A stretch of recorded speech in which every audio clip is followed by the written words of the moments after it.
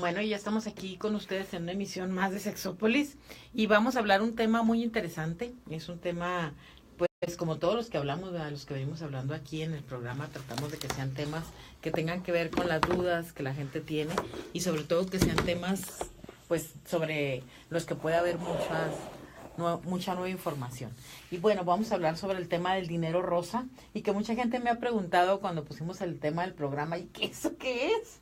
O sea, ya estaban pensando y ideándose diferentes cosas, pero bueno, el dinero rosa es el poder adquisitivo que tiene la comunidad LGTB en función de la economía a nivel mundial y que tiene un impacto de verdad impresionante. Y pues para eso vamos a hacer aquí un análisis desde las repercusiones, desde dónde viene, realmente cuáles son los significados, hacia dónde van, cómo el capitalismo está haciendo esta manipulación de este tema del dinero rosa, sobre el gay coin que hablábamos ahorita, sobre la moneda que está involucrada en este tema y el tema del dinero rosa, gay dólar o ping pong, como se la está denominando. Y para eso ahorita tenemos aquí invitados al licenciado González, del Grupo Chero. Licenciado, buenas noches. Buenas noches.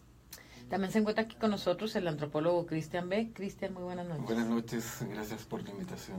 Y ahorita espero que en unos momentos más se incorpore con nosotros el doctor Raúl Aragón Loya, que bueno, nos dijo que ya venía en camino.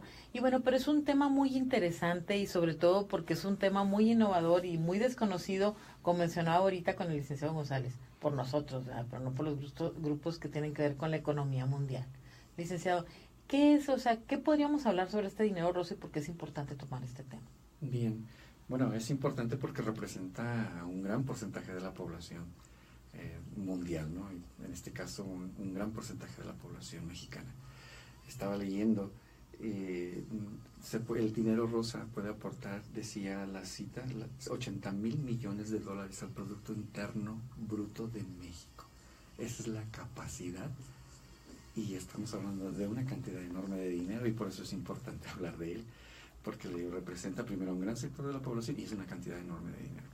Así es, incluso aquí yo tengo una cifra de 350,000 millones de euros anuales. Aporta el dinero rosa al capital mundial. Entonces esto obviamente lo convierte en un tema muy interesante para los economistas, pero también es muy interesante que lo analicemos desde lo antropológico, desde lo sociológico, de los significados, porque cómo es posible, o sea, cómo un tema capitalista entonces impacta por la situación de que tenga que ver con los dineros, con el poder, ¿verdad? Y por qué no hemos logrado esto desde el punto de vista antropológico, Cristian. ¿Qué tiene que ver con el darle esta importancia al dinero rosa nada más desde lo económico y cómo lo vamos construyendo desde la antropología social? Bueno, esto se liga directamente con las sociedades de consumo. O sea, nosotros no podemos establecer una separación entre lo que se considera dinero rosa y el cómo se ha ido gestando y ahí se ha ido transformando la sociedad de consumo. Particularmente, si nosotros consideramos cómo se gesta este principio, esta relación de pensar una sociedad relacionada con el consumo, particularmente tenemos que ver la situación o las transformaciones sociales que se empiezan a generar desde los años 40 en adelante, incluso antes.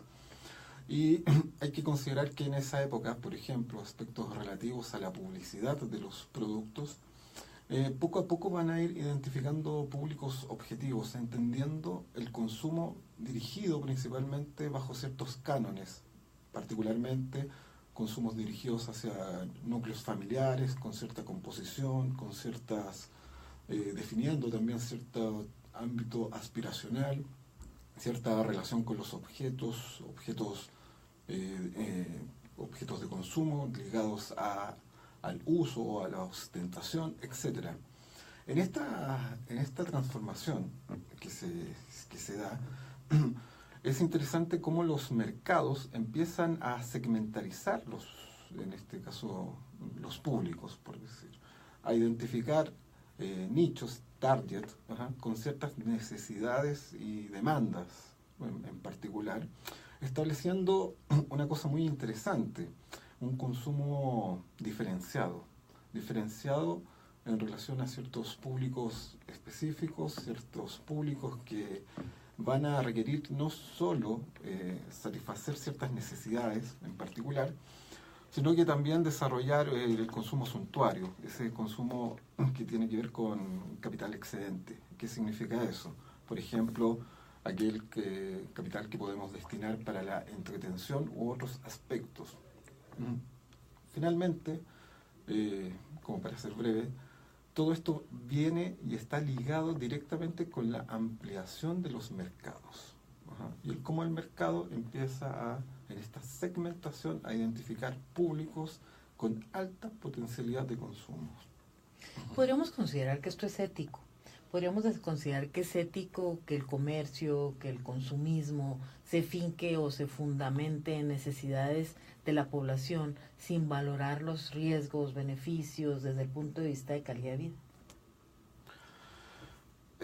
Es una pregunta bastante importante porque tendríamos que entrar a cuestionar derechamente la ética del capital o la que opera, básicamente, en este caso particular, el mercado. Hay una cuestión que es bastante problemática. ¿Cuál? El hecho de que no se obliga a nadie a consumir. Ajá. Hay mucho del consumo que tiene que ver con acceder a ciertos estilos de vida. El consumo en gran medida es aspiracional, va más allá de nuestras necesidades. Y el consumo, de cierta forma, define un parámetro o un techo al cual nosotros queremos acceder en términos de estilos de vida que queremos ver representados en nosotros. Por ello, por ejemplo, entran con bastante fuerza todo aquello que tiene que ver con las modas, porque, por ejemplo, uno puede ocupar cualquier cosa, ocupar cualquier vestuario. Sin embargo, la moda actualiza, y en esa actualización también es aspiracional. ¿Qué quiere decir eso? El estar a la moda marca, en cierto punto, o define un estándar de integración en relación a la sociedad. Y eso tiene el consumo. ¿Por qué? Porque la expansión del mercado, si hay algo que ha generado, es entender que la inclusión de nosotros, la inclusión al interior, a nuestra sociedad, está directamente relacionada con nuestra capacidad de consumo. Entonces, acceder o no a determinado grupo social o a determinado segmento socioeconómico se ajusta a nuestra capacidad de consumo. Por ello, en ese afán aspiracional, muchos tendemos a utilizar otros mecanismos, por ejemplo, la deuda, para poder acceder y mantener cierto estatus, cierta posición al interior de nuestras sociedades. Entonces el dilema ético, claro, está presente, sin duda, y no se va a disociar. Nuestras sociedades son sumamente frágiles con respecto a la relación al consumo, y ahí uno entiende el cómo, por ejemplo, operarán mecanismos que posibilitan el consumo, pero generan control social. Por ejemplo, la deuda. Así es. Y bueno, me gustaría que se viene diciendo siempre que el hecho de que el dinero rosa lo sea una situación de acceso fácil a los recursos económicos de los grupos LGTBI, pues tiene que ver mucho con el hecho de que no tienen hijos, de que tienen otro tipo de estilo de vida, de que no tienen compromisos, no hay, pues los hijos en general pues nos cuestan grandes cantidades de dinero, no hay como una formalidad tan importante en cuanto a la herencia, a los recursos, al tener propiedades, como que es un estilo de vida distinto. Pero mi pregunta, licenciado González, va en el sentido, bueno, ¿realmente sería esto lo que podríamos pensar como el boom del dinero rosa en este grupo de consumo de los grupos LGTB? ¿O tendrá que ver con esta aspiración a la aceptación social, a la aspiración a ser parte de un grupo, y realmente que el consumo sea como un elemento del formar parte de este grupo social y ser aceptados, o realmente tiene que ver con un distinto estilo de vida? ¿Usted cómo lo vería, cómo lo analizaría? Bien. Primero me gustaría precisar que el hecho de que la comunidad LGBT no forme familias o no tienda a formar familias de manera tradicional, es decir, que tengan hijos, no significa que no tengan compromisos, los tienen muchos. Uno de ellos es que precisamente se dedican más tiempo al estudio. Hay encuestas que han hecho, y por ejemplo tengo aquí unos datos interesantes que hizo precisamente la Federación Mexicana de Empresarios LGBT, y de las personas que han encuestado, el 55% de los encuestados tienen nivel de licenciatura para arriba. Entonces, eso es muy importante, porque la preparación de la comunidad LGBT es mayor con respecto a otros grupos, por ejemplo, la discapacidad o otro tipo de situaciones, otros grupos vulnerables. Por ejemplo, los rarámuris, ¿no? Que pocas veces tienen acceso a la educación, o las personas con discapacidad que también tienen poco acceso a la educación. Entonces, el hecho de que la comunidad, la más de la mitad de la comunidad LGBT tenga de un nivel académico alto, le permite acceder, obviamente, a empleos mayor remunerados. Esa es una de las cosas. Otro es que el 64% de esos son hombres. Entonces, no solo van a ser hombres preparados, sino hombres mejores pagados en puestos de alto poder o en puestos de alto perfil. Entonces yo veo también eso importante, ¿no? De que no solo son hombres, están mejor preparados y entonces pues obviamente tienen mayor dinero. Ya si ese hombre mejor preparado, tiene dinero y tiene acceso al dinero y quiere no formar una familia, obviamente no va a formar una familia tradicional, es decir, tener hijos y todo esto, pues obviamente que todo este dinero que se deriva o se gasta en la manutención de los hijos, lo va a gastar precisamente en cuestiones como viajes, ropa. A lo mejor mientras otra persona está pensando simplemente en tapar el frío con una chamarra, él está pensando también tapar el frío con una chamarra pero con una marca distinta, es decir, comprar una chamarra que cuesta 3-4 veces más caro que una persona que solo piensa taparse en el frío, ¿no? Entonces yo creo que también eso es un factor determinante, ¿no? Y sí, por último, uno de esos factores es esto, que la tendencia, ¿no?, de la comunidad LGBT a no tener hijos o no formar una familia de este tipo tradicional. Sí, pues yo creo que sin duda tendríamos que analizar muchos ángulos, muchos puntos de vista para realmente determinar, porque incluso tendría hasta que individualizarse. Pero aquí también sería interesante que ahorita analizáramos esta diferencia entre el hecho de ser la comunidad LGTB y ser hombres o ser mujeres, o sea, desde dónde viene esta distinción o esta diferencia, y que pues obviamente tendrá que ver con la discriminación. Y bueno, pues le damos la bienvenida aquí al doctor Raúl Aragón Loya. Doctor, muy buenas noches. Buenas noches a todos. Sí, buenas noches. Y bueno, vamos a ver cómo lo integramos aquí en la cámara, que siempre es el problema. Por eso no se quiere, no, ¿verdad? Porque el micrófono, ahorita no se integra. Bueno, ahí lo vamos volteando. Entonces, veníamos allá platicando un poquito sobre esta situación del dinero rosa. Y pues obviamente ustedes de la economía, pues nos podría explicar más desde cifras y cuál es la importancia o el impacto que tiene una sociedad capitalista como la nuestra, o la importancia que se le da a este tema del dinero rosa. Bueno, primero yo creo que habría que definir qué es el dinero rosa. El dinero rosa básicamente es el que genera estos grupos LGBTI. Lo que ellos ganan y luego inyectan a la economía. Ese es el dinero rosa. Se le conoce como rosa porque viene de ese sector. La realidad pues es un dinero igual que cualquier otro, nada más que simplemente pues viene de ahí y así es como se le conoce.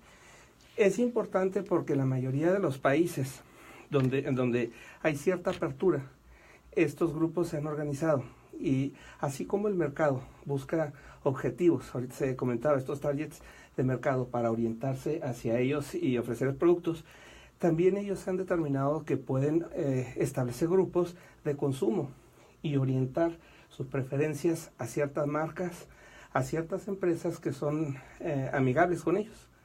Entonces, con el poder que tienen, hablando de que representan entre el 6 y el 12% de la población, es hablar de mucho.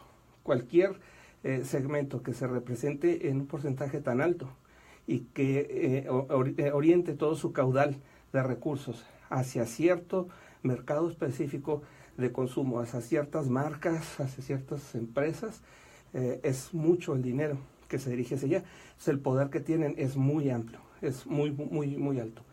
Y desde esa perspectiva, obviamente, económicamente son súper interesantes. Hay marcas que les han dedicado publicidad especial para ellos. Doritos, por ejemplo, es una marca que tiene una publicidad específica para el sector. Y como ellos hay muchas otras marcas. ¿Por qué? Porque pretenden, dicen, es un 6 al 12%, pues vamos a captarlos. Sí, por supuesto. Y es mucho dinero. Así es, un grupo muy importante de captar. Y bueno, aquí tengo incluso las marcas, que son muchísimas: Apple, Kodak, HP, IBM, Nagle, Levi's, Prudential, Xerox, Banco de América, el Citigroup, Toyota, Ford, AT&T, Morgan Chase, Google. O sea, en realidad son muchísimas las marcas y muchas son marcas con mucho reconocimiento.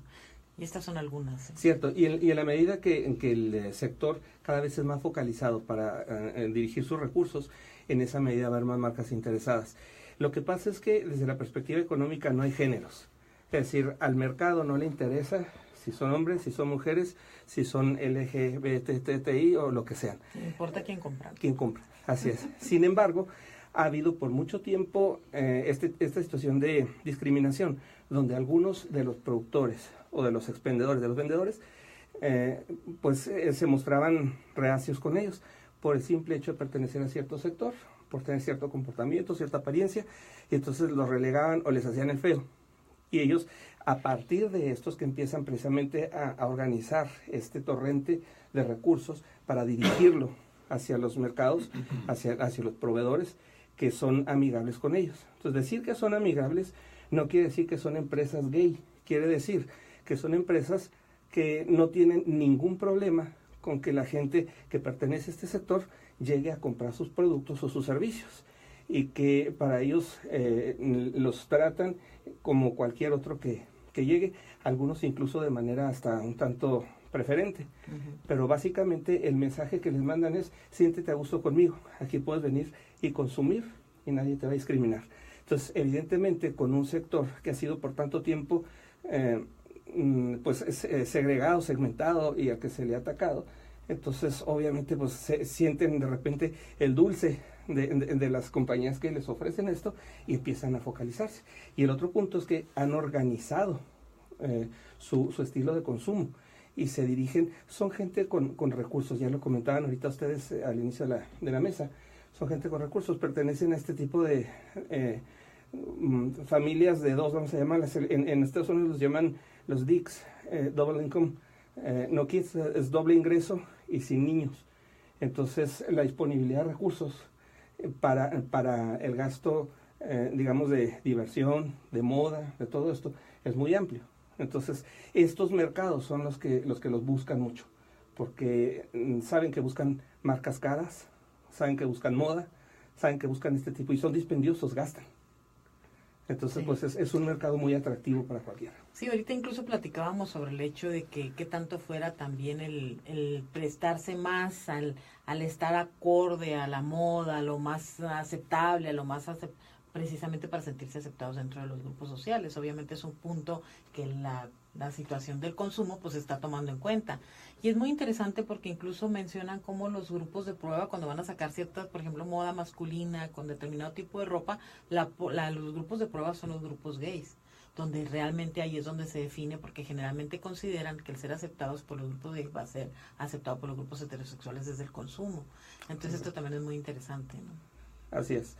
Hay marcas incluso que ya están muy definidas básicamente hacia ese mercado, marcas de ropa que son de plano, pues ya se puede decir gay, la marca completamente, que una persona heterosexual difícilmente encontrará algo ahí que pueda usar, porque precisamente cuando piensas en función del mercado y piensas del 6 al 12%, parece un pedacito chiquito respecto del 100%, pero la mayoría de las empresas no se focalizan en ese 6 al 12%.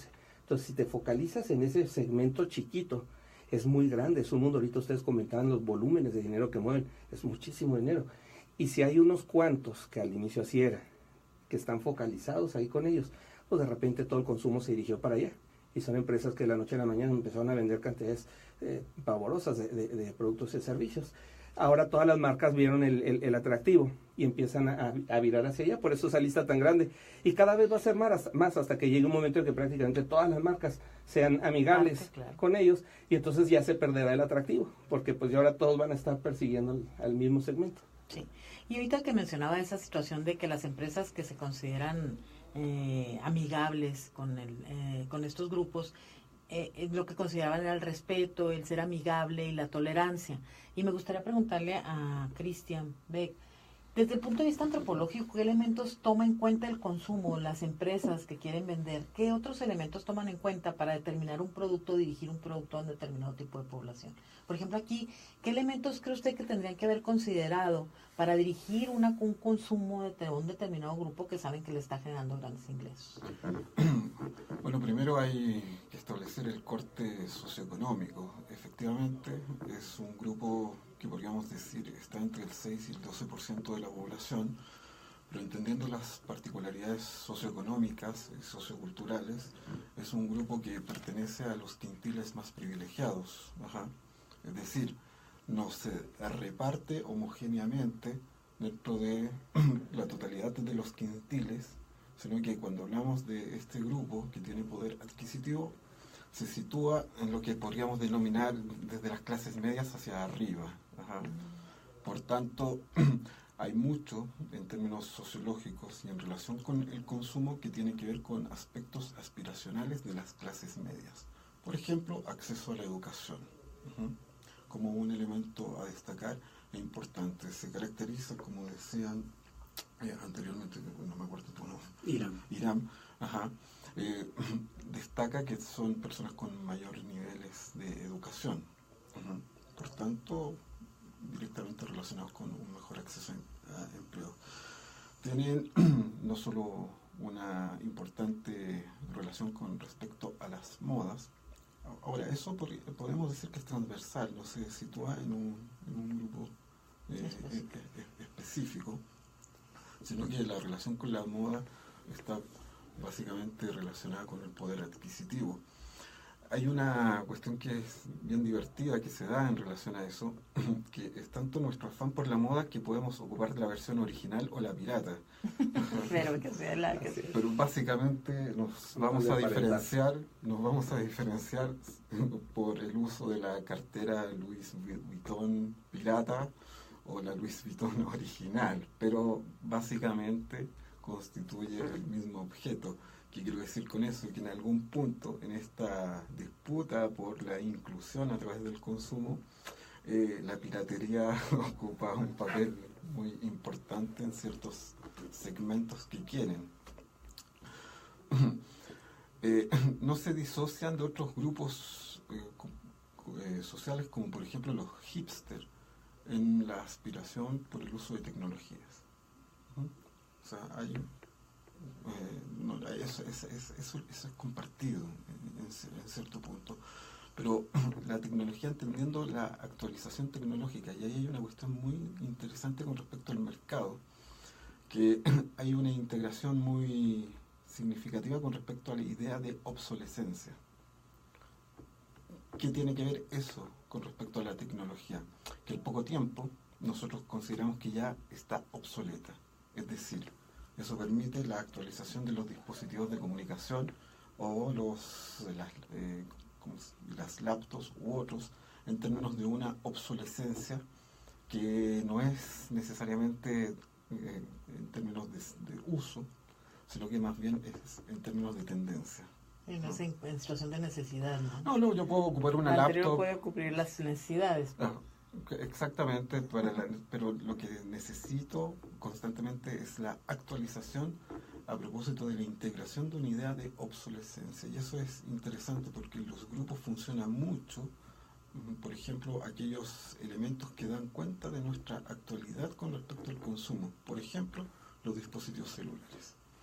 O sea, cuando alguien saca un dispositivo celular, un teléfono celular, inmediatamente sabe, otra compañía tiene una radiografía, y eso sería obsoleto, un escáner que te permite, que te entrega un perfil socioeconómico del sujeto. Entonces, el mercado toma en cuenta, por algo hace focus group, análisis con respecto a tendencias de consumo, distintos mecanismos que serán utilizados, como bien decían anteriormente, para la receptación que va a tener sobre un grupo determinado e incluso identificando subsegmentos dentro de ese mismo grupo. Básicamente lo que hay acá es cómo el mercado opera en relación a un segmento que también es bastante heterogéneo. O sea, me refiero a una heterogeneidad que no podríamos decir que se moviliza como una entidad o en torno a un tipo de producto o bien en particular, sino que también expresa esa diferenciación propia de los mercados que actualmente tenemos y que difícilmente nos permiten proyectar consumos masivos. Así es, pues es bien interesante y hay muchos puntos desde verlo. Y ahorita nos habíamos quedado con el licenciado González en este tema que decía, lo importante de este consumo del dinero rosa tiene que ver con el hecho de que la mayoría son hombres. Entonces, ¿cuál es esta diferencia en cuando estamos hablando de los grupos LGTBI y estamos hablando de mujeres? O sea, porque aquí hay una variación en cuanto al consumo. Bueno, por cuestión cultural, todos sabemos que un hombre con respecto a una mujer que tengan la misma preparación van a tener mayor sueldo, va a tener mayor posibilidad de viajar sola. ¿Sí me explico? Que es la libertad que la propia cultura que nosotros que hemos construido en el sentido de que venimos arrastrando, permite ya por de facto que los hombres, independientemente de su orientación, pues tengan mayor ventaja con respecto a las mujeres. Sí, de las personas LGBT, el 66% son hombres y hombres bisexuales, o sea, hombres gay y hombres bisexuales. Tenemos este efecto cultural que promueve, facilita este consumo, ¿no? Por otro lado, también es muy interesante ver cómo, por ejemplo, en Chihuahua se ve mucho de las personas que han formado familia, quienes tienen hijos, obviamente las familias son las lesbomaternales, las que de alguna manera siguen el patrón de tener hijos, ya sea porque alguna de ellas trae hijos o porque simplemente desean tener hijos por esta facilidad, por así decirlo. Un hombre tiene que buscar un vientre, una serie de situaciones que de alguna manera podría inhibir o poner una barrera, ¿no?, para estos tipos de situaciones. Entonces también esto facilita que los hombres, el tipo de familia que forman, que es por lo menos de 2 personas, pues como bien lo dice, no tenemos dos ingresos y mucho tiempo para gastar el dinero. Así entonces, es, esto es muy importante y que lo dijera y lo aclarara así, sí, porque claro que es así, pero también llama la atención porque las mujeres tendemos más a comprar y estar más a la moda. Y cómo a pesar de eso, porque todo el mundo dice que las mujeres somos las que más compramos, de hecho un gran mercado del consumo es dirigido a los grupos de mujeres por este consumo alto. Tenemos mucho más productos que tienen que ver con la belleza, con el cuidado, tenemos una variedad, hay coleccionistas de zapatos, de bolsas, entonces también desde ahí, a pesar de esa contraparte, pues la diferencia no se ve tan evidente. No sé. Vamos a ir a un corte y regresamos porque ya llegamos aquí al medio tiempo del programa. Los invito a que nos llamen, el teléfono en cabina es 439-1842, para que nos llamen y seguimos aquí adelante con este tema que es dinero rosa. Gracias. Es interesante ahorita verlo desde lo que es el dinero rosa y lo que es el capitalismo rosa, porque ve que una cosa es el hecho de que consuman y otra cosa es que tengan influencia en el consumo real de ciertas empresas, ¿no? Claro. Eso es interesante diferenciar. Sí, claro. Y lo que pasa es que el tema es muy vasto, es demasiado amplio.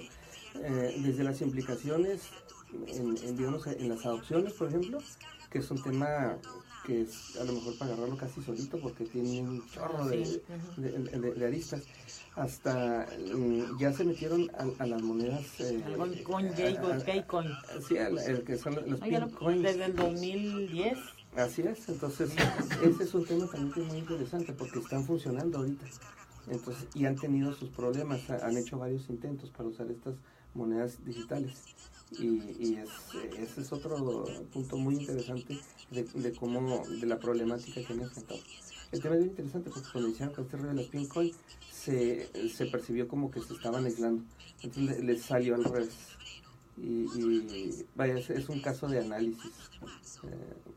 Por eso es importante comentarlo para que la gente sepa que la pérdida de una manera muy general, ¿no? Ajá. Igual que el hecho de por qué los países están tan interesados como Madrid en hacerse países amigables. O sea, obviamente tiene que ver con turismo. México, de hecho México está en el proceso. México está en el proceso. Nosotros, por ejemplo, cada año que se realiza la marcha, son más personas empresarios los que se acercan y que ofrecen participar y que están dispuestos a invertir para que precisamente la población sea más inclusiva. Y la inclusión produce precisamente esta apertura y entonces muchas otras empresas pues realmente tienen la libertad, ¿no?, de ofrecer este tipo de situaciones. Hay personas que años atrás, personas que hicieron libros de colores, pinturas nos prestaron de colores, banderas. Pero también eso también como habla de una doble moral, Pues, eso también como habla de una doble moral, porque entonces cuando hay una capacidad económica, entonces como hay una capacidad económica, entonces sí, el mercado así es, que ahorita lo comentaba, que es la pregunta ética del capitalismo y que comentaba muy bien, eso es precisamente, el capitalismo o el capital propiamente no tiene moral. No es tanto una doble moral, sino que no hay moral. O la moral es eso, producir capital. Ajá. En un sistema capitalista, pero sí lo es una moral doble es moral, producir capital. porque a la hora de tomar una opinión, a lo mejor en respecto al tema, mi opinión sería una, pero si me está generando recursos, entonces aquí apoyo. Entonces es una doble moral. Es una doble moral tal vez individualizada de algunos empresarios, ¿no? Pero propiamente el capital no tiene moral, porque en la medida que el No, pues su mercado, objetivo central es el así dinero. es, y si van viendo rentabilidades, el dinero se mete donde sea, entonces ahí no hay... Mira, el que describe el capital, que es Max Weber, la ética protestante y el espíritu del capitalismo, en sus inicios, él considera que el capitalista es un fundamentalista en lo ético. Y está pensando el protestante, y en los países donde se desarrolla particularmente el capitalismo y ese valor con respecto al trabajo. Pero en su evolución, desde fines del 19 hasta ahora, ya no hay un fundamentalismo ético de carácter puritano, protestante, sino que el mercado funciona por demanda y oferta. Por oferta y demanda. Y ve el ranking de los principales mercados, armas, tráfico. Por eso ahí sería muy importante tocar, o sea, ¿qué pasó con Bueno, ya regresamos del corte y siempre pasa que se pone muy interesante en el corte. En el corte. Lástima que nuestros radioescuchas no se lo pierdan, los del Facebook no. Y bueno, ahorita me gustaría que platicáramos sobre todo lo que veníamos platicando aquí durante el receso, que tenía que ver precisamente con esta diferencia entre el capitalismo y el dinero rosa. O sea, cómo es esta manipulación a través del dinero rosa. Bueno, lo que comentábamos primero es que hablar de capitalismo y hablar de capital propiamente es un tema que no acepta conceptos morales y eso hay que entenderlo así de frío como es, porque quien dice que cualquier capitalismo está sujeto a reglas morales está mintiendo, es hipocresía, porque no es cierto. Ya lo hemos comentado, el mismo capitalismo ha sido capaz de destruir economías, de destruir familias, de destruir lo que sea en aras de más capital. Así es como funciona la cosa. Los gobiernos tienen la responsabilidad de evitar eso y de que el comportamiento de los distintos factores que intervienen pues sean moderados y buscar el bien social y todo. Pero en la realidad, en el fondo, el capitalismo no tiene moral. Esa es una base fundamental. Por eso decía, cuando hablamos del dinero rosa, hay que entender que lo único que diferencia el dinero rosa de otros básicamente es el origen. Es el grupo que lo genera, porque una vez que se incorpora, genera exactamente el mismo efecto. En cuanto lo inyectan a la economía, compra cosas, genera utilidades, hace exactamente lo mismo que todo el dinero de todas las demás personas. Nada más la cuestión aquí es que es un grupo específico el que lo está generando, entonces se convierten en un objetivo de mercado. Y bajo esa perspectiva, decía, a lo mejor sí cuando inició todo este asunto, no tanto que el capital sea moralista, sino que algunos empresarios se mostraban reacios hacia estos grupos, porque una cosa es que estés o no de acuerdo con el comportamiento, con las ideas, con la ideología, con lo que tú quieras de un grupo que puedes estar o no, pero otra cosa es que esa persona está en el mercado y tiene derecho a comprar, tiene derecho a lo mismo que tienen todos los demás, tiene derecho a vestirse, tiene derecho a viajar, tiene derecho a las vacaciones, tiene derecho a lo que tenemos todos los demás. Entonces, bajo esa perspectiva, el capital no hace diferencia. La diferencia, básicamente, está de dónde viene. Eso es lo que diferencia el dinero rosa. Ahora, hay ciertos puntos donde ellos mismos sí marcaron una diferencia. Comentaba sobre las pink coins, estas monedas digitales, que ya hay varias monedas de estas en el mercado antes de las monedas rosas. Empezaron con una que es muy compleja y que se utiliza mucho en el mercado negro y que ha funcionado y están muy satanizadas estas monedas porque inició en la deep web, en la web profunda. Las bitcoins, estas monedas digitales que en general todo este dinero tiene la problemática de que no es rastreable. Es decir, ¿en qué consiste una moneda como esta? ¿Es una moneda digital? Son algoritmos matemáticos que se generan los sistemas y que son muy difíciles de copiar. Entonces tú puedes generar un algoritmo que se convierte en una moneda y que nadie lo va a poder tomar y replicarlo para hacer más dinero con él. Es decir, si adquiere el pedacito que le toca, ese es su pedacito, como si hubieras agarrado un billete y no lo puedes copiar, no puedes meterlo en una fotocopiadora y sacar otro billete e irte a gastar. Entonces, tienen cierta seguridad que hasta ahorita no ha sido vulnerada y que ha mostrado que estas monedas pueden usarse, pero tienen la peculiaridad de que no son generadas por bancos centrales, no tienen control, no hay manera de hacerle seguimiento, porque una vez que entran a la red se pueden mover libremente, no pasan por cuentas bancarias, no dejan un rastro fiscal. Exactamente. Entonces, el problema es que una vez que tú ingresas un dinero de esta forma a la red, adentro puede usarse para comprarte un abrigo de pieles exóticas que sean animales en peligro de extinción. Puedes comprarte armas que se hayan conseguido ilegalmente. Puedes comprar órganos, me refiero a órganos vitales de las personas. Puedes comprar lo que sea y no hay manera de rastrear esas operaciones. Desde luego tampoco hay seguridad, porque si le compras un producto a una persona que vende eso, pues tampoco tiene la seguridad de que te lo va a entregar, ¿verdad? Igual si no te lo entrega ya perdiste tu dinero. Pero ese dinero da vuelta dentro de la red y no hay manera de rastrearlo. Casi siempre, una vez que se ingresa, tarda mucho en salir. Entonces, para cuando sale, ya generó un montón de operaciones que nadie rastreó. En algún momento, este grupo, LGBTTI, trataron de focalizar más su esfuerzo todavía y generaron esta moneda rosa, el Pink Coin. Pero el tiro salió al revés, porque al segmentarse ellos mismos, en aquel tiempo no estaban, todavía ni siquiera están estas monedas así en uso tan generalizado. No todo el mundo tiene acceso a ellas. Y en aquel tiempo era menos, estamos hablando hace más o menos unos 7 años, algo así. Entonces, cuando se fueron a la Pink Coin, lo que sucedió es que la mayoría de las empresas a las que querían comprar le tuvieron miedo. Entonces, lejos de generar, de darle a esta inercia que traían de consumo y de que eran muy atractivos, pues generaron temor y los proveedores de ellos se retrajeron y como que se aislaron. Entonces, lo que ellos han estado buscando es integrarse a la sociedad, ser aceptados, y en ese momento consiguieron lo contrario, como que todo el mundo dijo, caray, ahora este grupo tiene ya su propia moneda, ya quieren nada más hacer sus operaciones ellos solos. Entonces, se empezaron a segmentar y el proyecto fue un fracaso. Entonces, acaban de retomar, el año pasado volvieron a lanzar otra vez, la nueva Pink Coin está vinculado, indizada al precio de los diamantes y están haciendo su esfuerzo otra vez. Pero están en un momento donde hay más monedas de este tipo, entonces posiblemente ahora puedan avanzar más, es posible que puedan lograrlo. Pero bueno, es otro sesgo de este dinero rosa, que es lo mismo, una vez que ingresa a la red, sirve para lo mismo que sirven todos los demás, y el riesgo de estas monedas pues siempre será el mismo, ¿no? Que puedes hacer cualquier cosa con ella porque no son rastreables.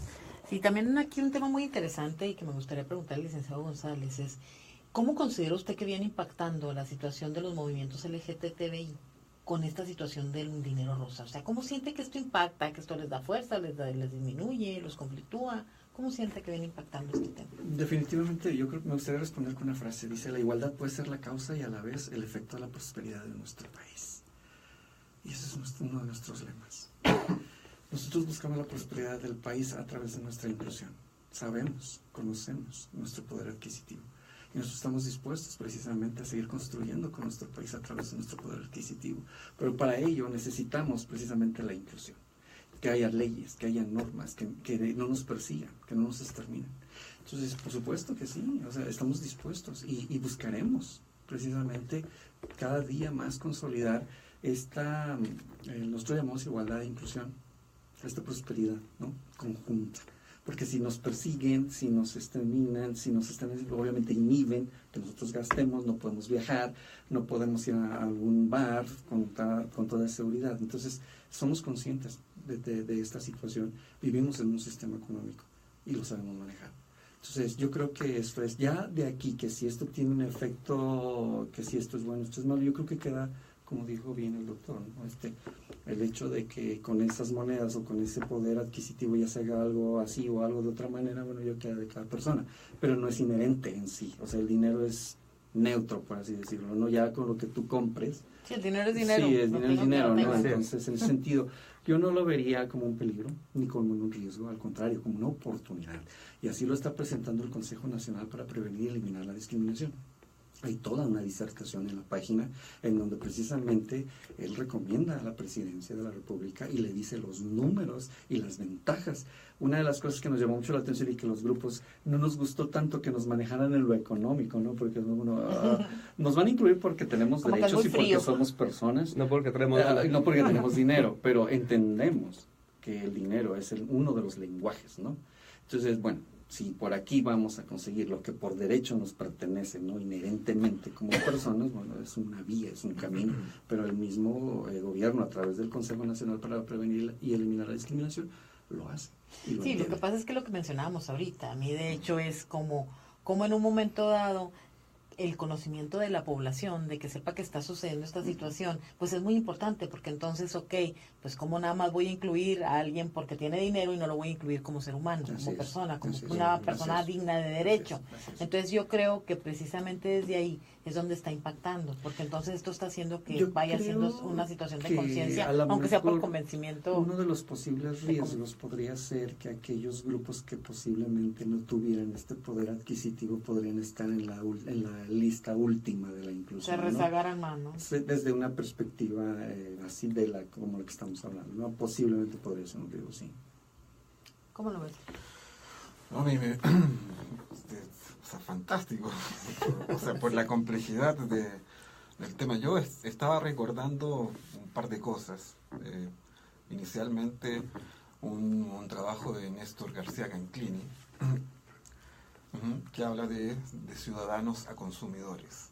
O sea, en cierto punto marcando como la pauta de lo que viene siendo las transformaciones sociales en relación también con aspectos de carácter político, que es lo interesante, en cierta medida también irónico, que todo eso que nosotros en cierto punto conocimos como movimientos o luchas por ampliación o reconocimiento de derechos, que son muy propias del siglo XX, en este caso lo que podríamos identificar como reconocimiento de derechos o avanzar en pro de terminar con la negación de derechos que eran propios de los movimientos ciudadanos, propios de la ciudadanía, del posicionamiento en el espacio público. Hoy la forma de resolverlo y avanzar incluso mucho más viene dada por una integración en términos de consumo. Sí. O sea, es decir, que el mercado tiene la capacidad, en términos de esa inclusión, de reconocer derechos. Como un fast track, un término bastante de corte neoliberal. Entonces, en ese sentido, es interesante lo que se viene a dar, porque lo que viene siendo ya la ocupación o el posicionamiento en el espacio público ya no va a estar dado, al parecer, por demandas de tipo político-ideológico, por reivindicaciones de tipo social, sociopolíticas, etcétera, sino que más bien por presiones que vienen de la mano de el consumo, de este desplazamiento del ciudadano a consumidor. Y efectivamente, pareciera que constatando el poder adquisitivo que tiene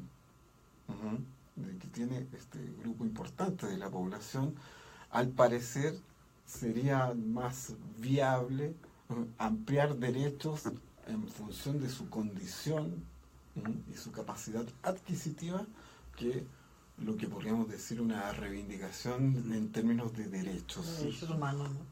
Sí, o sea, eso me llama profundamente la atención. Lo estamos viendo, ¿no? La tendencia de los bancos mundiales y de los grandes organismos internacionales que precisamente incentivan a los países a que si abren la puerta a los derechos LGBT van a tener flujos de dinero para infraestructura, y que también penan si un país cierra las puertas a los derechos LGBT, que pierden de ese tipo de incentivos flujo, económicos, ¿no? Y desde el punto de vista económico, o sea, pues si lo habláramos en función de la situación actual del país, desde la economía, o sea, ¿qué tendría que considerar México como país en función de esta ventana o este grupo del dinero rosa? ¿Qué tendría que considerar México? Bueno, lo primero es que la economía, aunque decía no tiene moral, sí tiene que democratizarse, y uno de los procesos de democratización se está dando mediante este tipo de movimientos, precisamente.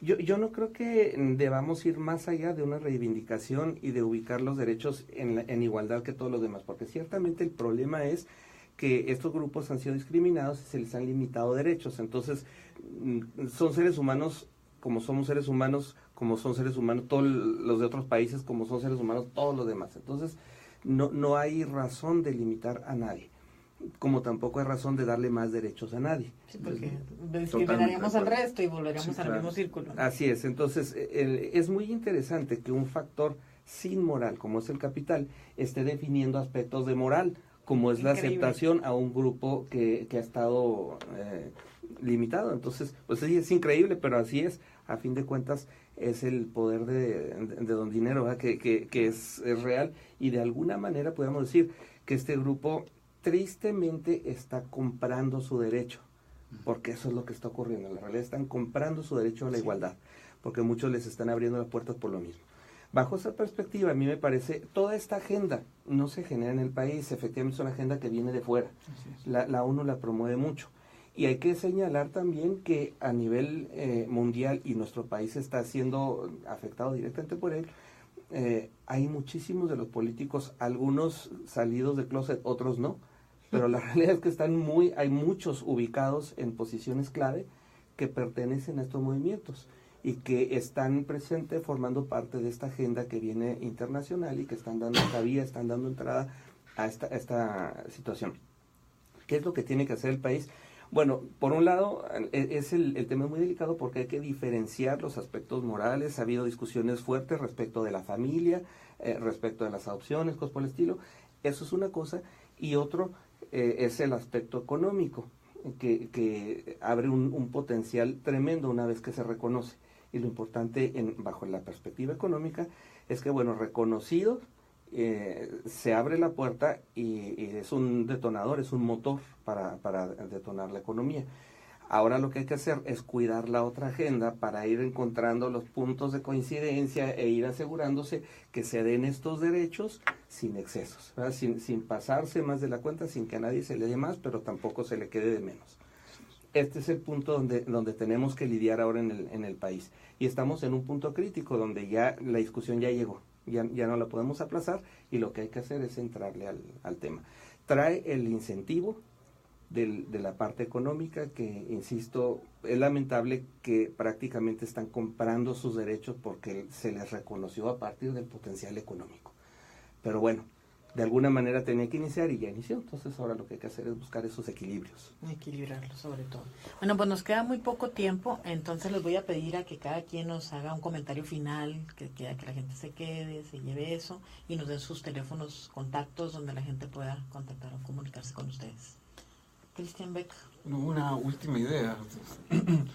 Efectivamente hemos hablado de la capacidad adquisitiva de parte de esta comunidad. Lo problemático a propósito de ya el establecimiento de la discusión y del problema tiene que ver con qué pasa con aquella parte de la comunidad que no tiene ese poder adquisitivo, que si también va a ser factible que pueda acceder al reconocimiento de derechos. Y ya puesto el problema, ver cuáles van a ser los alcances y si básicamente esta amplitud que se empieza a generar beneficiaría también a este otro subsegmento de la comunidad. Bueno, mi correo es cbec@uach.mx. Muchas gracias. Muchas gracias, Cristian. Licenciado González. Bueno, pues yo obviamente coincido con el doctor. Es lamentable no ver cómo el sistema en el cual vivimos prefiere reconocer nuestros derechos mediante una compra, ¿no? Viendo nuestro poder adquisitivo. Le digo, cito a la CONAPRED, es la manera en que lo está haciendo.